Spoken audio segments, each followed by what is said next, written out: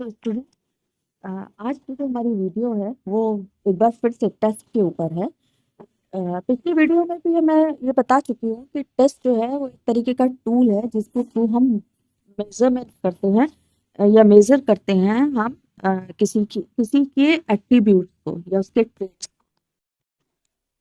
पिछली वीडियो अगर आपने पढ़ देखी हो, तो आपने देखा होगा मैंने टेस्ट की एक डेफिनेशन दी थी और उसके आधार पे क्राइटेरियन और नॉन क्राइटेरियन टेस्ट का डिवीजन किया था। तो आज फिर उसी डेफिनेशन को मैं रिवाइज कर रही हूँ। टेस्ट इज अ टूल, एक ऐसा टूल है जिसके माध्यम से हम किसी भी व्यक्ति की नॉलेज या उसके ट्रेट को मेजर करते हैं या असेस करते हैं कि उसने अभी तक कितना सीखा है। अब वैसे तो बहुत सारे अब वैसे तो बहुत सारे टेस्ट हैं, कुछ मेन टेस्ट आज मैंने लिए हैं। दूसरी बात, इससे पहले कि हम डिफरेंट टाइप के टेस्ट की चर्चा करें, डिस्कस करें इसके बारे में, थोड़ा सा ये और समझ लीजिए कि इसका ऑब्जेक्टिव क्या होता है, हम टेस्ट आखिर लेते क्यों। अब सवाल ये उठता है कि आखिर हम टेस्ट करते क्यों हैं। तो टेस्ट हम इसीलिए करते हैं ताकि हमें ये पता चले कि वैसे तो बहुत सारे ऑब्जेक्टिव्स हैं इसके, लेकिन मोटे मोटे तौर पर क्या ऑब्जेक्टिव्स हैं कि हम ये पता लगा सकें, हम एज ए टीचर इस चीज़ को डायग्नोज कर सकें कि स्टूडेंट्स को लर्निंग में कहाँ परेशानी आ रही, कौन सी चीज़ें उसको नहीं समझ में आ रही, और उसके बाद उसको रेमेडी दी जा सके। यानी अगर सपोज उसके से हिंदी में उसके मार्क्स कम आ रहे हैं तो हम पहले डायग्नोज करते हैं, और डायग्नोज करके पता चलता है कि वो मात्राओं की गलतियां ज़्यादा कर रहा है, तो उसके बाद उसको मात्राओं से रिलेटेड रेमेडियल टीचिंग दी जाती है। तो ये एक तो टेस्ट का उद्देश्य होता है जिसकी वजह से उसकी लर्निंग में स्टेबिलिटी आती है। दूसरा, सेलेक्टिंग सुटेबल टीचिंग मेथड। अगर एक मेथड से बच्चे के मार्क्स अच्छे नहीं आ रहे तो हम ये ट्राई करते हैं कि टेस्ट के थ्रू ही हमें ये पता चलता है कि हम दूसरा अपना मेथड चेंज कर लें। क्या होता है कि अगर टीचिंग मेथड सुटेबल नहीं है तो टेस्ट में बच्चों के मार्क्स कम आएंगे, है ना। आपने सुना होगा ना, कभी कभी कहते हैं उसे नॉलेज, किसी टीचर को नॉलेज बहुत अच्छी है बट वो मेथड उसका सही नहीं होता, वो पढ़ा नहीं पाता, है ना। किसी के बारे में कहा होता है नॉलेज कम है बट उसका मेथड बहुत अच्छा है। तो सुटेबल मेथड का, टीचिंग मेथड का होना बहुत ज़रूरी है। तो जब हम टेस्ट लेते हैं तो हमें ये पता चलता है कि अगर मान लीजिए बच्चों के मार्क्स कम आए हैं तो उसमें जो एलिमेंट होता है जिम्मेदार, वो टीचिंग मेथड भी होता है। तो हम टीचिंग मेथड को चेंज करके अच्छा सुटेबल सेलेक्ट करके अपना जो मेथड है उसको चेंज कर सकते हैं। अब जो तीसरा ऑब्जेक्टिव है वो है प्रोग्रेस ऑफ द लर्नर, है ना। हमें learner to know the progress of the learner, learner की प्रोग्रेस के बारे में पता चलता है। देखिए, जब हम उसको नहीं कोई न्यू नॉलेज देते हैं तो मतलब न्यू नॉलेज देने का मतलब ये है कि वो एक टर्मिनल से दूसरे टर्मिनल पे उसका चेंज होता है ना। एक एंटरिंग बिहेवियर होता है और एक टर्मिनल बिहेवियर होता है। एंटरिंग बिहेवियर होता है जो कि उससे पहले की नॉलेज है, जब हम उसे कुछ न्यू नॉलेज नहीं दे रहे हैं। और टर्मिनल बिहेवियर वो होता है जो नॉलेज लेने के बाद होता है। तो यानी उसका चेंज एक पोल से दूसरे पोल में चेंज हो जाता है बिहेवियर। अभी कितना चेंज हुआ ये हमें टेस्ट के थ्रू ही तो पता चलेगा, हम एसेस करेंगे ना, तो टेस्ट के थ्रू तो एसेस करेंगे तो वो हमें पता चलेगा। वैसे तो ऑब्जेक्टिव टेस्ट के बहुत हैं बट मेन मुझे लगता है कि यही है। और भी है, जैसे मोटिवेट करता है बच्चे को आगे बढ़ने के लिए, तो वो सब इसी से ही रिलेटेड है भाई। अगर देखिएगा अपने साथ का बच्चा आगे बढ़ रहा है तो अपने साथ का उसका सहपाठी आगे बढ़ा तो वो भी बढ़ने की कोशिश करेगा। अब टाइप्स ऑफ टूल में सबसे पहले हम अचीवमेंट टेस्ट की बात करते हैं। अचीवमेंट टेस्ट का मतलब ये है कि किसी भी क्लास में उस क्लास के स्टूडेंट्स ने कितना सीखा है उसको चेक करना, उसका पता लगाना। अचीवमेंट टेस्ट में हमेशा याद रखने वाली चीज़ ये है कि हम अगर कोई चीज़ पढ़ा रहे हैं तो हम ही केवल अचीवमेंट टेस्ट बना सकते हैं, टेस्ट कंस्ट्रक्ट कर सकते हैं।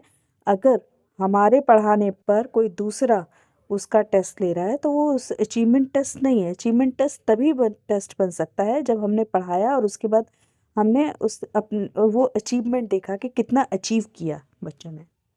तो इस तरीके का टेस्ट जो है वो अचीवमेंट टेस्ट कहलाता है। अब बात करते हैं दूसरे नंबर पे एप्टीट्यूड टेस्ट।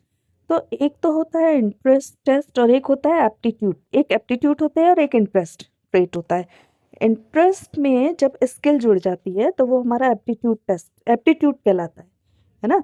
जैसे मुझे गाना सुनने में इंटरेस्ट है, मेरा म्यूज़िक मेरा इंटरेस्ट है। लेकिन क्या मैं गाना गा सकती हूँ? मैं गाना तभी गा सकती हूँ जब मेरे पास इंटरेस्ट के साथ-साथ स्किल हो। और जब इंटरेस्ट के साथ-साथ स्किल होती है, तो वो हमारा एप्टीट्यूड, आपने टीचिंग एप्टीट्यूड टेस्ट सुना होगा, टीचिंग एप्टीट्यूड टेस्ट दिया होगा। टीचिंग एप्टीट्यूड टेस्ट क्या है कि आपकी टीचिंग का में इंटरेस्ट है और प्लस पढ़ाने का की स्किल है। तभी आप टीचिंग एप्टीट्यूड में पास हो सकते हो। तो एक एप्टीट्यूड टेस्ट होता है एंड देन इसके बाद है डायग्नोस्टिक टेस्ट। डायग्नोस्टिक टेस्ट में हम डायग्नोज करते हैं क्या-क्या वीकनेस है ना? स्टूडेंट्स को कहाँ परेशानी आ रही है। फॉर एग्ज़ाम्पल जैसे हमने देखा कि एक बच्चा हिंदी में बहुत कम मार्क्स ला रहा है, तो जब हमने उसका डायग्नोज़ किया, तो पता चला मात्राओं की गलती ज़्यादा है, इसलिए। तो वो डायग्नोज़ करने के बाद जब रिमेडियल टीचिंग दी जाती है ताकि बच्चे की लर्निंग में स्टेबिलिटी आ जाए, है ना? और बच्चा जो है वो अच्छे से लर्न कर जाए। तो इस तरीके का जो टेस्ट है, वो डायग्नोस्टिक टेस्ट कहलाता है। रिमेडियल टीचिंग से पहले दिया जाता है डायग्नोज़ करके। फिर इसके बाद आता है discrete point test.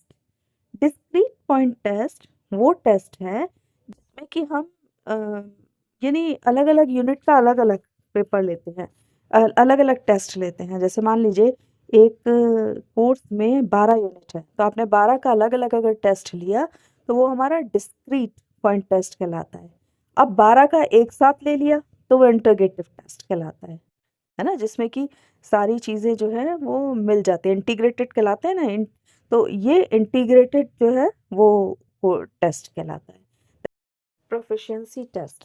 Proficiency test कहलाता है जो स्किल पर आधारित टेस्ट होता है। जनरली वो टेस्ट जो हम लैब में लेते हैं, वो हमारा प्रोफिशिएंसी टेस्ट से रिलेटेड होता है या प्रोफिशिएंसी टेस्ट कहलाता है, जिसमें हम स्किल डेवलपमेंट की बात करते हैं कि कितनी स्किल्स उन्होंने सीखी है। यानी एक तरह से ये प्रोफिशिएंसी टेस्ट जो है वो फिजिकल पार्ट से रिलेटेड होता है ना, कि आपने फिजिकल ऑब्जेक्टिव्स को कितना कितना पूरा किया। प्लेसमेंट टेस्ट है। प्लेसमेंट टेस्ट वो टेस्ट है जो कि हमें ये मतलब जॉब से संबंधित होता है, यानी प्लेसमेंट लेने के लिए हमें क्या क्या उस नौकरी से संबंधित क्या क्या चीज़ें हैं जो हमें ध्यान में रखनी चाहिए, है ना? तो इस तरीके का जो टेस्ट होता है वो हमारा प्लेसमेंट टेस्ट कहलाता है। एक टेस्ट होता है प्रोफिशिएंसी टेस्ट। प्रोफिशिएंसी को प्रोग्नोस्टिक टेस्ट भी कहते हैं। और प्रोग्नोस्टिक टेस्ट यानी हम जो है वो प्रिडिक्ट कर रहे हैं, है ना? किसी की के बारे में प्रिडिक्ट कर रहे हैं, भविष्यवाणी कर रहे हैं कि ये जो है ये इस तरीके से क्योंकि ये मैथ्स के क्वेश्चंस बहुत अच्छे कर लेता है, तो इसे मैथ्स दी जानी चाहिए, है ना? एक बच्चा साइंस में बहुत अच्छा है, तो साइंस दी जानी चाहिए। एक बच्चा कुकिंग में बहुत अच्छा है या किसी उससे संबंधित होम साइंस से संबंधित विषयों में अच्छा है, तो उसको उस होम साइंस दी जानी चाहिए। तो ये जो है वो प्रेडिक्ट करने के लिए होता है प्रोग्नोस्टिक। टेस्ट के अगले पड़ाव की तरफ अब टाइप ऑफ टेस्ट के अगले पड़ाव की तरफ चलते हैं। नंबर 9 पे है ऑब्जेक्टिव टेस्ट या सब्जेक्टिव टेस्ट। ऑब्जेक्टिव टेस्ट जिसमें कि यस नो या सिंपल रिकॉल टाइप के क्वेश्चंस आते हैं, लेकिन सब्जेक्टिव टेस्ट जिसमें कि लेंथी डिस्क्रिप्टिव टाइप का पेपर आता है, टेस्ट होता है जिसमें कि लिखना होता है। दोनों की अपनी अपनी खासियतें हैं और दोनों के अपने अपने नुकसान हैं। बहरहाल सही समय पर सही टेस्ट का यूज़ कर लिया जाए तो दोनों ही सक्सेसफुल हैं। जैसे ऑब्जेक्टिव टेस्ट है जिसमें कि यस और नो में आंसर सिंपल रिकॉल टाइप का होता है, तो उसमें ऑनेस्टी बहुत रहती है। लेकिन जो सब्जेक्टिव टेस्ट है उसमें ऐसा नहीं है। अगर इसको लाइकनेस और डिसलाइकनेस के आधार पर भी देखें, तो सब्जेक्टिव टेस्ट वो टेस्ट है जिसमें हमारी यानी जो लिख रहा है, जो बना रहा है, उसकी पर्सनल लाइकनेस और डिसलाइकनेस इन्वॉल्व हो जाए, है ना? और ऑब्जेक्टिव वो है जिसमें कि लाइकनेस, डिसलाइकनेस या कोई इंटरवीनिंग एलिमेंट उसका इन्वॉल्वमेंट नहीं होता है या कम होता है। ओरल टेस्ट और रिटन टेस्ट आप सभी लोग जानते हैं। जो मौखिक रूप से लिया जाता है वो ओरल टेस्ट है। जनरली वाइवा वगैरह इसमें इंक्लूड होते हैं। रिटन टेस्ट जिसमें कि रिटन करके लिया जाए, लिखित फॉर्म में लिया जाए। रिटन को भी फिर कई तरीके से ये पार्ट्स में बांट सकते हैं, मल्टीपल टाइप के हैं या ऑब्जेक्टिव क्वेश्चंस हैं या डिस्क्रिप्टिव हैं, है ना? तो उसको भी कई पार्ट्स में बांट सकते हैं। फिर इसके बाद आता है टीचर मेड टेस्ट और स्टैंडर्डाइज। वो टेस्ट जो कि स्टैंडर्डाइज हो चुका होता है, यानी उसकी रिलायबिलिटी, वैलिडिटी, नॉर्म्स वगैरह सब कुछ मोटी मोटी चीज़ें, वो सारी चीज़ें निकाल दी जाती हैं, मोटी इंपॉर्टेंट चीज़ें निकाल दी कैलकुलेट कर दी जाती हैं। तो वो हमारा स्टैंडर्डाइज टेस्ट कहलाता है। स्टैंडर्डाइज टेस्ट ऑलमोस्ट सभी जगह एप्लीकेबल हो सकता है। जैसे रोशार-किंग ब्लॉक टेस्ट है, तो वो हर जगह एप्लीकेबल हो सकता है। लेकिन जो टीचर मेड टेस्ट है, वो टीचर की ही क्लास में एप्लीकेबल हो सकता है, क्योंकि उसमें रिलायबिलिटी, वैलिडिटी और नॉर्म्स वगैरह जो characteristics of a good test के कैरेक्टर्स हैं, उनको इतना ध्यान में नहीं रखा जाता है। जैसे कि अगर मान लीजिए किसी बीएड कॉलेज में हम कोई टेस्ट बनाएं, तो ज़रूरी नहीं कि टीचर केवल वही, ज़रूरी नहीं है कि वो वही टेस्ट जो है वो किसी दूसरे बीएड कॉलेज में भी चल जाए। तो अगर वो चलेगा, अगर मतलब स्टैंडर्डाइज करने के लिए टीचर मेड टेस्ट को स्टैंडर्डाइज करने के लिए कैरेक्टरिस्टिक ऑफ गुड टेस्ट के जितने भी कैरेक्टरिस्टिक्स हैं उनको फॉलो करना पड़ेगा। क्या क्या वो कैरेक्टरिस्टिक्स हैं, इससे पहले पिछली वीडियो में जाकर आप देख सकते हैं।